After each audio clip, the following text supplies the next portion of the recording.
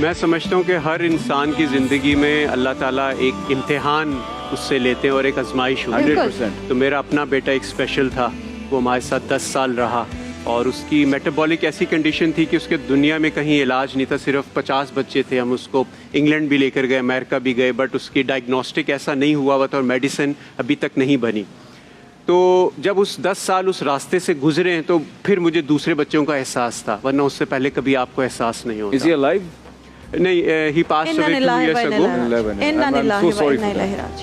और मैं समझता हूँ कि जब मैं इज़ान के साथ दूसरे बच्चों को देखता था तो अल्लाह ताला ने हमें इस काबिल रखा था कि डॉक्टर्स कहते थे इसके ये टेस्ट होंगे, तो हम कहते थे गो फॉर इट। बट उसी बेड पे his name was Mizan?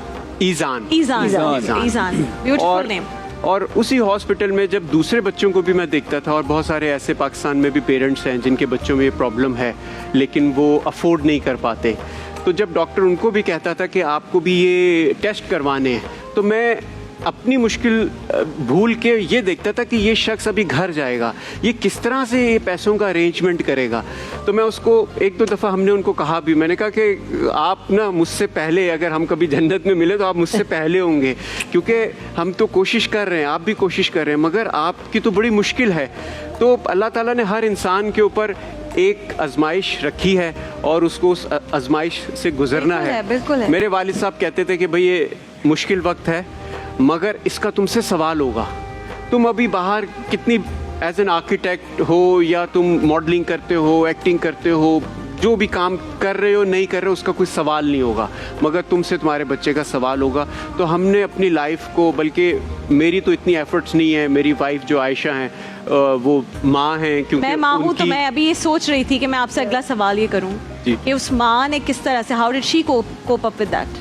देखिए, माँ मैं समझता हूँ कि अल्लाह ताला का एक ऐसा औलाद के लिए तोहफ़ा होती है कि वो सब समझती कि इस बच्चे की प्रॉब्लम क्या है।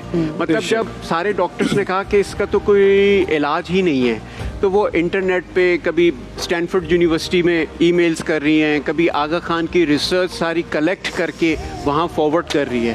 और मैं समझता हूँ कि इसमें आयशा ने जितनी ईज़ान की सपोर्ट की है, और उसके लिए डॉक्टर्स ने कहा था कि ये 6 महीने से ज़्यादा सरवाइव नहीं करेगा, तो मैं तो हमेशा से 10 years with you. जी एथलीट रहा हूँ, तो हमारे तो फैमिली में भी यही है कि गिव अप नहीं करना।